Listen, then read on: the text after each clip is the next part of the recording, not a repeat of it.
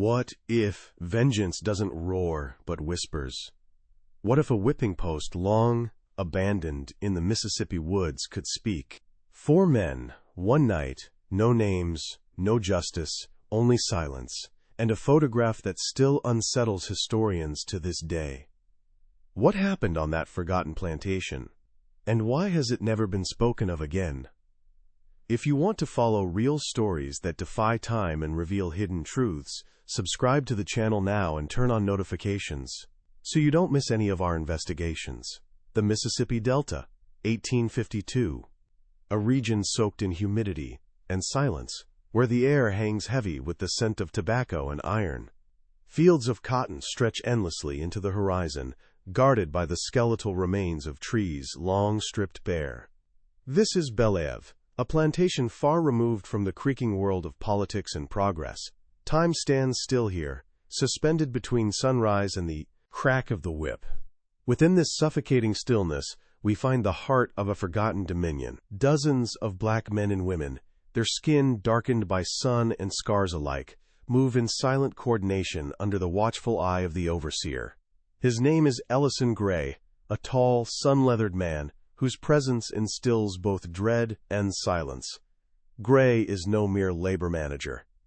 He is the hammer of obedience, the enforcer of punishment, and the living embodiment of white Southern cruelty. He carries a personal whip, braided from cowhide and stiffened by blood.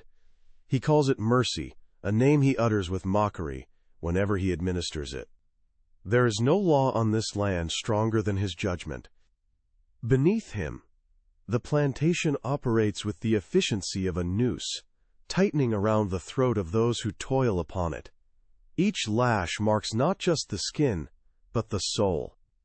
A language of pain carved in flesh. Yet beneath this order lies something else. A silence that isn't submission. It simmers. It listens. In the glances exchanged when no eyes are watching.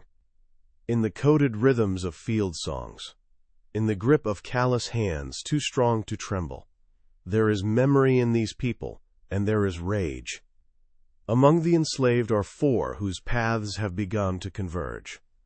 Elijah, a former blacksmith taken from Virginia, bears wrists thick with muscle and eyes that do not bow. Samuel, a thin, quiet man, with a strange habit of whispering to books he can barely read, smuggled pages beneath the floorboards of the quarters. Isaac, a fugitive once caught after months on the run, marked by a limp and a face that never forgets. And Jonah, the youngest, barely 20, whose anger burns so hot it can't be hidden behind submission. They do not speak of rebellion. Not yet, but in the stillness of night, when the Yamnine overseer's drunken footsteps fade into the background, they linger. They listen. They remember each lash, each humiliation, each name stolen. And in this shared memory, something ancient begins to stir. It is not hope. Hope died in chains. What stirs now is something older. Older than the nation, older than the fields, older even than fear. It is vengeance, and it waits in silence. In the days that followed the hottest summer week of the year, a strange electricity began to move beneath the surface of Believe. The air buzzed with sickness and suspicion. Nothing had changed outwardly. Cotton still flowed into the burlap sacks, and Ellison Gay's whip still sang through the midday air. But among 4 men something invisible had taken root. They met, not in the open but in fragments, during the briefest overlaps at the water trough, in the faintest glances during supper, in the communal silences of nightly prayer. Words were few. The danger was too great. Even thinking the wrong thing could earn a man the whip, or worse. But they did not need words. Shared suffering had carved a secret language into them. Elijah took the lead, not with authority, but with resolve. He spoke in fragments, always checking over his shoulder. Only one time, one night, then it's done. Samuel, clutching the tattered pages of a psalter hidden beneath his mattress, nodded solemnly. The book says blood cries out from the ground. Maybe tonight it'll be heard.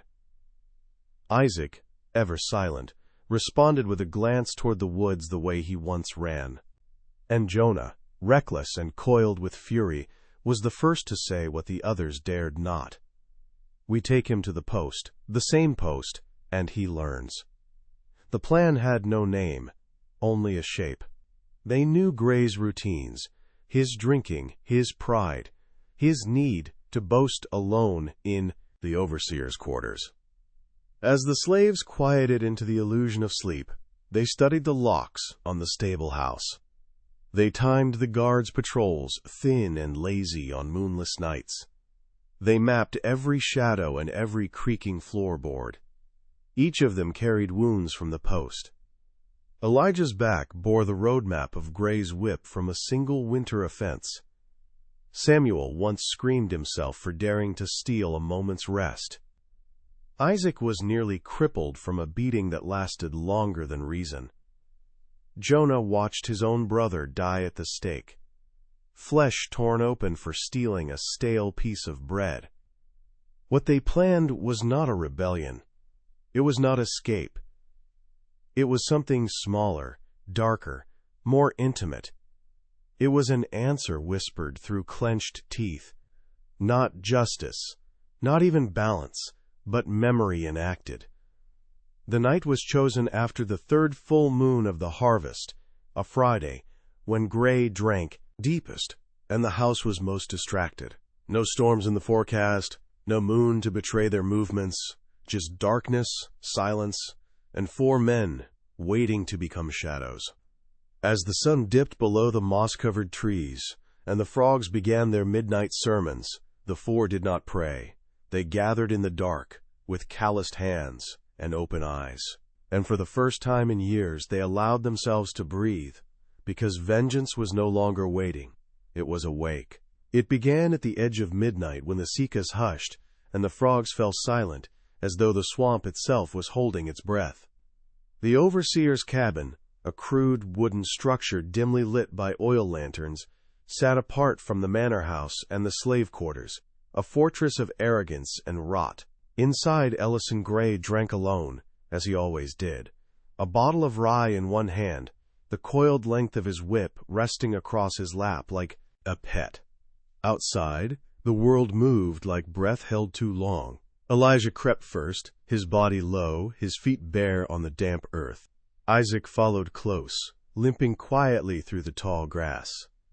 Samuel and Jonah circled behind, approaching from opposite flanks like phantoms rehearsed in silence. The door opened without a sound. They had greased the hinges for weeks, 1 drop at a time. Gray looked up blurry-eyed, mouth open to curse. Then silence. Elijah struck first, the butt of a broken hoe to the side of the head. Gray slumped, not unconscious, but stunned. Jonah wrapped the whip around the man's throat, pulling tight, as Samuel bound his hands with cords soaked in water to shrink and tighten. They didn't speak. Gray struggled. Of course he did, but not like the men he had broken. His resistance was sloppy, fueled by alcohol and disbelief. Isaac drove a knee into his spine. The air left Gay's lungs in a wheeze that sounded almost like prayer. They dragged him. Not far, just far enough. The whipping post stood just beyond the quarters. A crooked stake stained darker than any natural wood should be. How many backs had been stripped raw against it? No one had counted. No one dared until now. They tied him there, arms out, shirt torn, head sagging. The moon emerged from a cloud, pale and cold, casting a milky light upon the scene. Jonah picked up the whip, not Gray's, another one they had made. Elijah nodded. The first lash fell, not quick, not savage, methodical. A rhythm built, not on hatred, but memory, a beat from the field songs twisted into vengeance. Gray screamed. Samuel closed his eyes. Isaac did not blink. Jonah's arm moved with perfect control.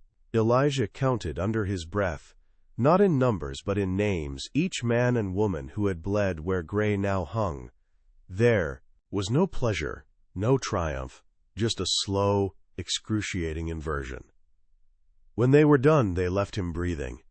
Just enough to remember, enough to speak if he dared. They melted into the shadows. Not a word exchanged. The night closed again. The post stood silent. Vengeance had spoken. The sun rose like it always did, indifferent and golden. Dew shimmered on the cotton leaves. Birds sang. Nothing had changed, and yet everything had. Gray did not appear for morning inspection. Whispers flitted among the enslaved like moths near flame. No one said a word aloud, but everyone saw the fresh blood darkening the base of the whipping post. Later that morning, 2 white men from the big house found Gray, half unconscious, and slumped against the post, his shirt fused to his back by dried blood. He was barely able to speak. His whip was gone, his eyes were wide, and he mumbled something about shadows, about devils, about judgment. No investigation followed. No guards were summoned. No patrols increased. The plantation owners feared the story more than the act. If it spread, if even the hint of retribution took root, it could burn everything. So they buried it. No punishments were issued. No men were hanged. No names were spoken. The official story. Gray had fallen drunk, injured himself. Nothing more. The slaves knew better. But they followed the lie, not out of fear, but preservation. A pact formed in silence. The truth would remain unspoken, known only to those who bore its weight. Of the 4 men, changes came quickly. Jonah disappeared one night, never to return. Some say he ran. Others say he was taken. Elijah was sold north a week later. Samuel was reassigned to work inside the house, closer to danger, but farther from the post. Isaac remained in the fields, limping through the rows, with eyes that never met another's gaze for long. They never gathered again, but something lingered, a shift in posture, a strength behind the eyes. The overseers kept their distance. The whippings lessened. Songs returned to the fields. Not jubilant, but steady, deliberate. Not mourning songs, nor hopeful ones. Songs of warning. Gray never fully recovered. He moved slowly, spoke less. He stayed indoors, avoiding even the other white men. Eventually, he was sent away to recover in Vicksburg. He never returned. The post remained untouched. No one approached it. Even the birds avoided its shade. Time passed. Seasons shifted. The war would come, and with it change. But long before the first Northern soldier stepped onto Mississippi soil, something had already begun to fracture. Not a rebellion, not yet, but a memory, a reckoning etched into the wood, etched into the land, etched into the silence. Almost 70 years later, in the spring of 1920, a young man named Robert C. Dunn arrived at Belev with a camera and a notebook. Sent by a regional archive project to document surviving plantation structures, he was more clerk than historian. Belev had long since fallen into disrepair. Its fields overgrown, the manor house caved in, the quarters overtaken by kudzu. He wandered through the ruins, recording dimensions, scribbling observations. When he found the post, he thought it was a tree stump at first. Then he noticed the grooves. Deep, symmetrical, deliberate. Something in him stirred. He took a photograph. In the decaying overseer's cabin, tucked behind a false panel in the floor, he found something stranger still, a small tattered journal, mostly blank pages, but near the center. A few dozen entries in a shaky hand. The ink faded, the words rushed, but legible. 4 shadows took me. Don't know how, don't know why. Heard the whip fall, not mine. Each stroke a voice. I saw them. I saw them all. Further entries descend into incoherence. Scribbles. Sketches of faces. A final line repeated 3 times. The ground remembers. Dunn submitted the photo and a transcript of the journal. They were filed, cataloged, and promptly forgotten. The ledger sat in a basement archive until the 1980s when it was misplaced in a reorganization. The journal has not resurfaced since, but the photograph remains, sepia-toned, blurred at the edges, showing a crooked wooden post alone in the underbrush. Nothing marks it. No plaque, no monument, just a whisper preserved on film. Those who've seen the image often remark that it feels wrong. Not frightening, not sad, just wrong. As if the thing in the frame is still watching, as if it knows something we've all chosen to forget. Belev is gone now, swallowed by vines, sold, subdivided, paved. But some say that if you drive the back roads during a full moon and stop near where the post once stood, you can still hear it. Soft, rhythmic, deliberate, like footsteps, like counting, like memory, refusing to fade,